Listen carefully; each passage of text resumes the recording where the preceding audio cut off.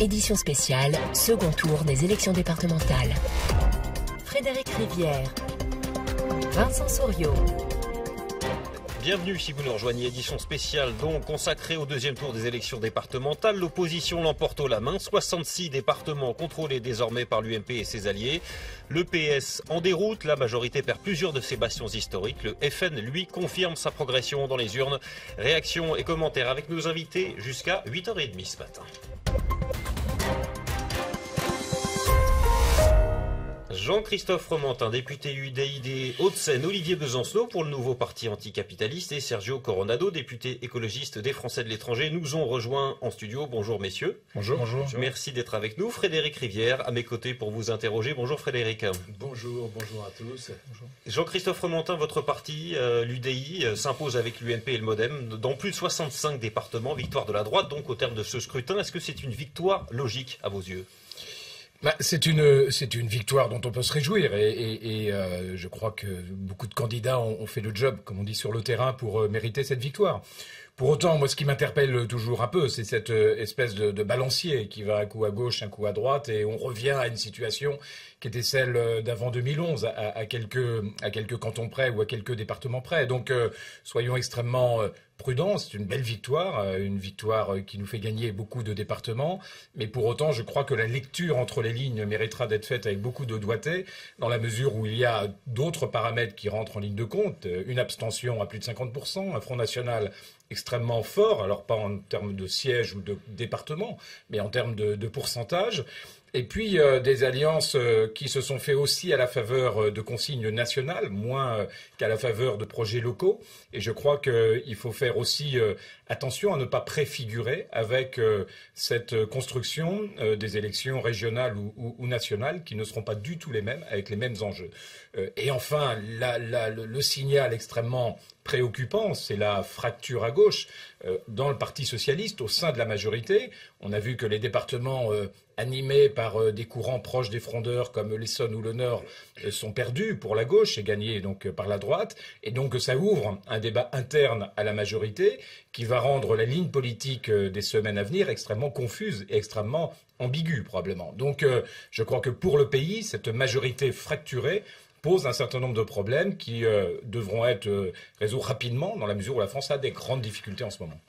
Olivier Besancenot, qu'est-ce qui vous paraît le plus marquant, vous, dans ce scrutin ? Est-ce que c'est la défaite du PS, le score de la droite ou la nouvelle poussée du Front National qui, cependant, ne parvient pas à remporter un département ?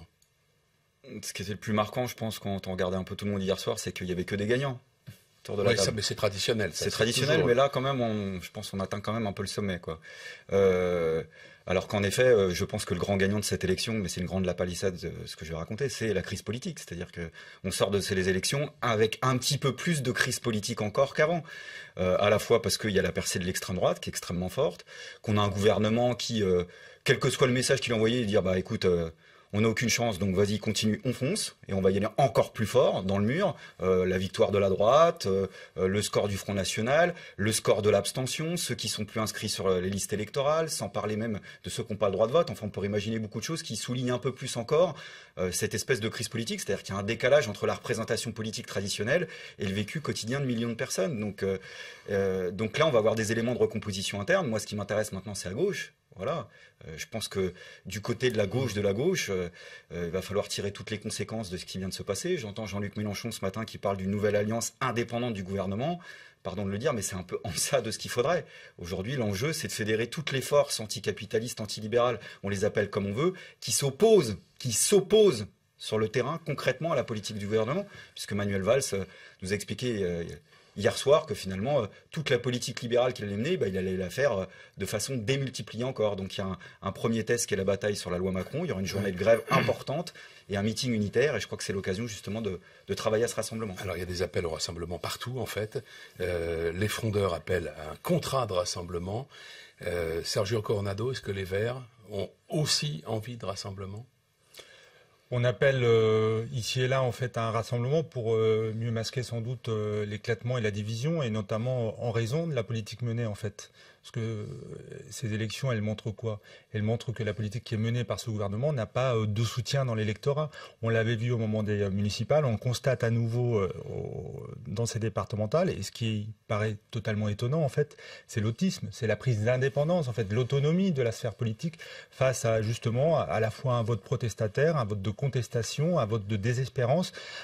Un nombre important d'électeurs de gauche ont décidé de ne pas se rendre aux urnes. Et on a perdu effectivement des bastions historiques, vous l'avez cité, le Nord, la Seine-Maritime, ou l'Essonne, en fait, qui étaient dirigés depuis plus de 17 ans par la gauche. Je pense en effet que la question de l'orientation politique conduite par ce gouvernement est une question centrale et, à l'évidence, le gouvernement a décidé de continuer comme il le fait depuis 2 ans et demi. Manuel Valls n'avait pas l'air trop mécontent de lui hier soir. Oui. Quand il a dit... Des faits mécontents. D'autant plus, la mobilisation républicaine a été entendue, d'autant plus que je me suis fortement mobilisé. Je me demande ce qu'il aurait fallu pour qu'on tire les conséquences réelles de cette élection. On a un Front National qui obtient plus de 60 conseillers départementaux dans un scrutin qui ne lui est pas favorable. Il a désormais un maillage territorial à peu partout. Il peut, en nombre de voix, se féliciter en préparation des élections régionales. Enfin, voilà, le panorama qui sort de ces élections départementales est pour la gauche et pour celles et ceux qui souhaitent mener une politique sociale, écologique digne de ce nom, plutôt inquiétant. À ce propos, on va écouter la réaction hier de la ministre de l'Éducation nationale, Najat Vallaud-Belkacem. Elle s'est exprimée à la télévision juste à la clôture du scrutin. On comprend le message qui nous est envoyé, c'est une demande d'efficacité de nos politiques publiques. Donc le gouvernement entend renforcer l'efficacité de ces politiques publiques. Mais bien sûr en conservant le même cap, parce que louvoyer maintenant, ce serait ruiner tous les efforts qu'on conduit depuis maintenant 2012. Il faut persévérer, il faut faire preuve de constance et de détermination. Olivier Besançon, ça vous étonne cette constance justement revendiquée par le gouvernement? Jusqu'ici, aucune inflexion malgré plusieurs déroutes électorales successives, européennes, municipales et maintenant départementales? Ouais, non, c'est pas facile son job là, elle.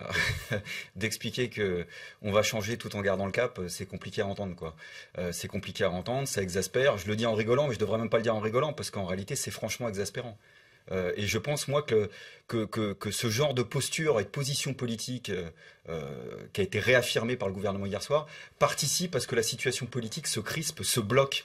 Et je pense que quand on regarde un peu au-delà de nos propres frontières, on voit à quel point il y a un décalage entre la situation politique et sociale en France et le restant de ce qui se passe, par exemple, en Europe. Et je pense que la situation politique en France est trop bloquée. Quand vous mettez comme ça un couvercle sur la marmite en permanence, en prenant pas en compte finalement ce qui se trame en profondeur dans la société, il y a un moment ou un autre, ça va rompre. Vous faites allusion à la Grèce, là, si je vous comprends bien? Oui, la Grèce, l'Espagne, on pourrait démultiplier les exemples. Mais pourquoi il n'y a pas eu d'effet Syriza, justement, ou d'effet Podemos en France? On aurait pu imaginer un succès pour votre formation politique ou celle de Jean-Luc Mélenchon? Pour la nôtre, ça sera plus compliqué, puisque, je le dis avec plus de recul, peut-être que ceux qui sont là, nous, c'est une élection, traditionnellement, on se présente peu, y compris parce qu'on est obligé de faire des choix financiers. D'ailleurs, peut-être qu'un jour, on en parlera aussi. Se présenter aux élections, ça coûte beaucoup d'argent, donc c'est plutôt une élection. Voilà, d'ailleurs, on s'est présenté, ça se passait plutôt bien, mais globalement, c'est peu présenté à ces élections-là, mais ça explique pas tout, vous avez raison. Je pense qu'en Grèce ou en Espagne, peut-être aussi que le souvenir de l'extrême droite au pouvoir est peut-être un peu plus frais dans les consciences, que ce soit le franquisme ou la dictature des colonels, mais ça n'explique pas tout non plus. Je crois qu'il faut comprendre qu'en Grèce ou en Espagne, pour prendre ces deux seuls exemples-là, on a eu des mouvements de rue contre les politiques d'austérité extrêmement forts, 30 journées de grève générale, un puissant mouvement des indignés, c'est-à-dire une partie de la population qui n'est pas représentée par la classe politique traditionnelle, mais qui prend en main ses propres affaires. Et ça, je crois que c'est un ressort qui existe aussi potentiellement en France, à la seule condition que du côté de la gauche radicale, on évite les combinaisons à l'ancienne. Et les combinaisons à l'ancienne, pardon de le dire, mais c'est qu'on ne peut pas dire d'un côté, on est contre la politique du gouvernement, et puis dans l'entre-deux tours, faire des grands meetings unitaires avec le Parti socialiste. Parce que là, en effet, on ne comprend plus rien. Jean-Christophe Fromentin, je le disais, le grand mot d'ordre, c'est le rassemblement. Nicolas Sarkozy, hier soir, a insisté sur le caractère collectif de la victoire au départemental et a promis que l'une de ses priorités, ce serait de renforcer cette unité droite-centre. Est-ce que c'est aussi votre volonté à l'UDI, en dépit des différences de ligne politique? Vous savez, moi je suis très prudent sur tous ces rassemblements. À gauche, à droite, on appelle à des rassemblements. J'ai l'impression d'y voir trop souvent des rassemblements d'appareils, de technostructures, voire des rassemblements du microcosme, des têtes de réseau, des Parisiens qui se croisent tous les jours. Le vrai sujet, c'est est-ce que ces rassemblements correspondent à des vraies lignes politiques? C'est vrai à gauche, ça vient d'être dit, c'est vrai à droite également. Moi, je ne suis pas convaincu que l'UDI, en tous les cas la ligne plus libérale que je défends, est la même qu'une ligne plus jacobine que défend l'UMP. Je ne suis pas convaincu que sur tout un tas de sujets, de politique économique, de politique européenne, de regard géopolitique, de politique sociale également, finalement, on est les mêmes sujets. Alors j'entends, je vois effectivement les rassemblements qui se construisent pas avec des logiques de conquête, de prise de pouvoir, mais les réveils risquent d'être difficiles. Les réveils sont difficiles aujourd'hui, quand on voit à 40% le Front National, quand on voit finalement la perte de confiance des Français, quand on voit plus de 50% de taux d'abstention. Est-ce que nous tous, à gauche comme à droite, est-ce qu'on sait convaincre sur le fond? On ne sait pas. Donc l'union, ça peut être la recette recette pour une élection locale, mais pas forcément pour un scrutin national comme l'élection présidentielle. Et encore, vous voyez, est-ce que cette élection locale a vraiment été une élection locale? Tous les grands leaders de partis, à droite en particulier, se sont exprimés dans des rassemblements anti-Front National, etc. Très bien, mais c'est une élection départementale. C'est des politiques du quotidien qui sont faites. C'est cette politique de terrain qui aurait dû inspirer cette élection territoriale, cette élection départementale. Surtout à un moment où on reconfigure complètement la gestion de nos territoires. Donc moi je dis prudence, prudence, prudence, parce que on va avoir autrement des grands élans populistes qui vont dire vos querelles et vos accords d'appareil en haut, sans tenir compte des réalités, des territoires, du terrain, de ce qu'attendent les Français. On n'en veut plus et on voit s'éroder petit à petit cette confiance. Regardez la photographie politique ce matin par rapport à ce qu'elle était en 2011 ou en 2008, c'est quand même catastrophique. Il faut ajouter aux abstentions le Front National. La quote-part de ceux qui votent pour des partis de gouvernement, c'est quoi? C'est 30% du corps électoral. 30% du corps électoral pour gouverner les assemblées, les départements, les régions. Est-ce que c'est raisonnable? Est-ce qu'on peut aller loin dans cette stratégie d'érosion des partis de gouvernement, de montée du populisme ou de l'abstention pour dire on a tous gagné? Moi, je suis très vigilant ce matin et plutôt très inquiet. Je ne vais pas sauter de joie comme beaucoup aujourd'hui. Je me dis attention, les signaux sont quand même graves. Oui. Sergio Coronado, à quoi les Verts sont-ils prêts pour ressouder la majorité? À aller par exemple jusqu'à entrer au gouvernement? Écoutez, on a fait l'expérience gouvernementale pendant plus de 2 ans. Certains veulent y revenir. Oui, certains, semble-t-il, y ont pris goût. On avait passé un contrat de gouvernement, notamment avec le Parti socialiste, un contrat qui tenait compte du rapport de force, qui n'était pas quelque chose d'extraordinairement novateur ou de transformateur. Et ce contrat, pour le moins qu'on puisse dire, c'est qu'il n'a pas été en tant que tel respecté par le gouvernement, et notamment sur les questions les plus importantes, que ce soit la fermeture de Fessenheim, le droit de vote des étrangers ou des questions institutionnelles comme l'instauration de la proportionnelle, qui étaient demandées et qui ne font pas débat à gauche. C'est des questions qui sont aujourd'hui plutôt consensuelles dans la majorité. Et pour autant, on le voit. Vous voyez les scores du Front National, la proportionnelle, ça vous inquiète pas? Écoutez, moi, ce que je constate, c'est que même au scruttin majoritaire, le Front National arrive à remporter aujourd'hui des élections. Oui. C'est le constat que je dresse. À la proportionnelle exécutive. C'est quand même important. Oui, enfin, et en même temps, ce qui m'inquiète aussi, c'est qu'une partie de la droite lui ouvre grand la porte au moment de chaque élection. On l'a vu dans la dernière ligne droite conduite par Nicolas Sarkozy à la tête de l'UMP. C'était la course à l'échalote derrière le Front National. Donc moi, c'est plutôt ça mon inquiétude.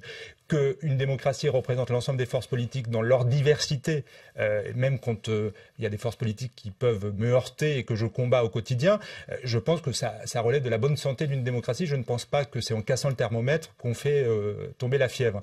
Donc de ce point de vue-là, les Verts avaient mis dans la balance d'une coalition gouvernementale toute une série de questions qui n'étaient pas anecdotiques et qui étaient assez consensuelles dans la majorité. Le gouvernement a décidé de s'asseoir dessus et on le voit aujourd'hui.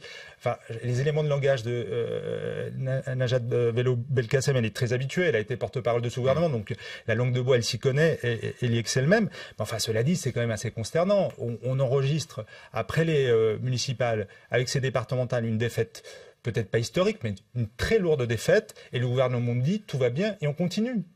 Oui.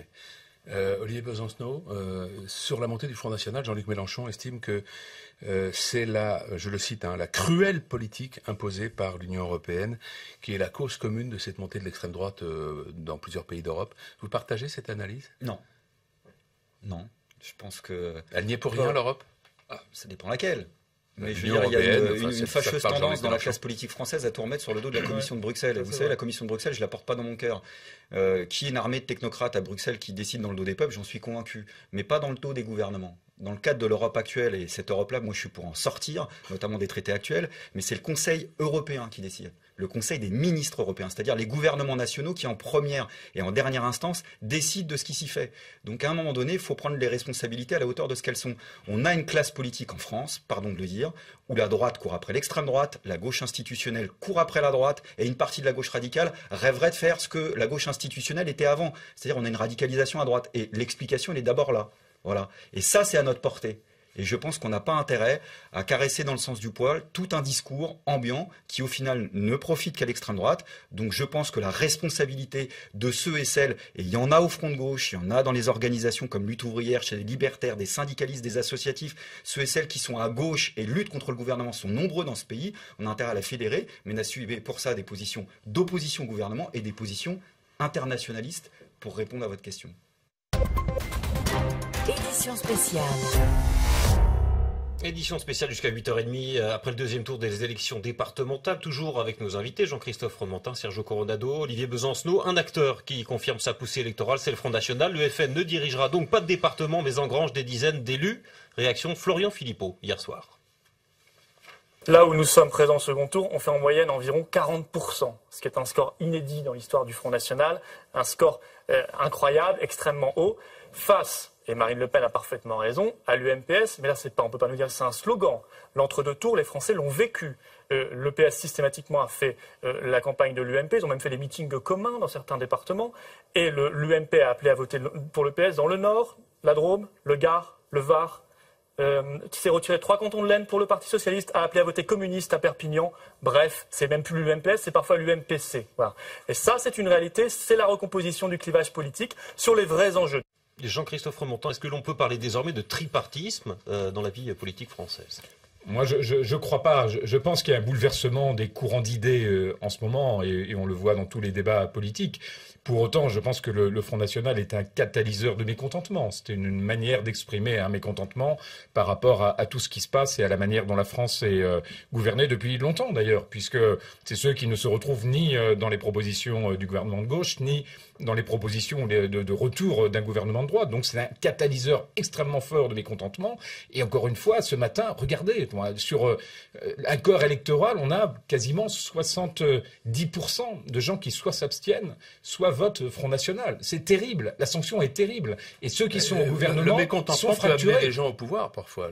On l'a vu dans l'histoire. Bien sûr. Mais on y va tout droit. Si justement on continue à dire c'est formidable, belle victoire ce matin, on est heureux, c'est extraordinaire. D'ailleurs, et les maires FN ne sont pas spécialement contestés pour leur politique locale. Le mode... Oui, mais c'est aussi le risque, si vous voulez, c'est qu'à l'épreuve du pouvoir, un certain nombre d'oppositions soient consolidées, parce que c'est pas 3-4 villes qui vont être les témoins d'une politique nationale que pourrait mener le Front National demain. Donc il y a cette montée dans les faits, dans quelques exécutifs, il y a la montée en pourcentage, il y a en face des partis de gouvernement qui n'ont pas vraiment de programme. On le voit, le Parti Socialiste tergiverse, y compris dans les alliances de demain. Est-ce que ça va être une alliance avec les frondeurs ? Est-ce que c'est la consolidation des options prises au travers de la loi Macron? Il y a un grand point d'interrogation dont on n'a pas les solutions aujourd'hui, dont on n'a pas les tendances aujourd'hui. Sergio Coronado, on vous sent un peu désabusé ce matin, vous n'avez plus l'air de... Ah non, pas d'y du tout croire, désabusé, en fait. non, je suis un peu effaré justement par le comportement du gouvernement. Je pensais en effet, mais comme certains Français qui ont décidé de se rendre aux urnes et de voter parfois avec leurs pieds, que quand on envoie un message fort, quand on enregistre une nouvelle défaite électorale, on en tire les conclusions. Vous savez, dans beaucoup de pays démocratiques, quand on perd une élection comme celle-ci, le Premier ministre remet sa démission, le chef de parti, en tout cas du principal parti, se remet en cause. Là, on a l'impression que tout va bien et semble-t-il, d'après les échos journalistiques, le Premier ministre a même allumé un cigare lors du premier tour. Ouais, on ne sait pas s'il en a allumé un hier soir. Olivier Besancenot, vous le disiez, Jean-Luc Mélenchon appelle à lui aussi un grand rassemblement d'opposition de gauche, les personnalités sans a priori, a-t-il dit. Vous avez des a priori, vous? Non, c'est pas mon genre. Alors, mais vous pouvez rejoindre Jean-Luc Mélenchon? Non, mais moi je veux dire rendez-vous lundi. Rendez-vous lundi, il y a un meeting unitaire organisé dans un cadre qui existe, qui est le collectif AAA, Alternative à l'austérité, qui a organisé plusieurs manifestations. C'est un meeting unitaire qui est ouvert à tous ceux et toutes celles qui veulent soutenir la grande grève qui aura lieu contre la loi Macron, contre les politiques d'austérité et pour une répartition des richesses. Je sais que le PG en est, le PC en est, je sais qu'il y aura des représentants le lieu fondateur d'un grand rassemblement de... Mais je sais que toutes ces organisations seront présentes, ce meeting unitaire, il aura lieu. J'espère que lui sera présent aussi, parce qu'en effet, il faut prendre le problème à l'endroit avant de regarder les perspectives perspective électoraliste, il faudra peut-être que du côté de la gauche radicale, on regarde nos responsabilités ici et maintenant. Olivier Besancenot pour le nouveau parti anticapitaliste, Jean-Christophe Fromentin, député UDI des Hauts-de-Seine, et Sergio Coronado, député écologiste des Français de l'étranger. Merci à tous les trois, merci d'avoir été en studio avec nous en direct ce matin. On se retrouve dans 10 minutes, juste après le journal. Notre édition spéciale consacrée au deuxième tour des élections départementales continue jusqu'à 8h30. Dans l'immédiat, vous pouvez retrouver toutes les infos développées à l'antenne, les résultats, les analyses sur notre site internet, vous le connaissez, www.rfi.fr.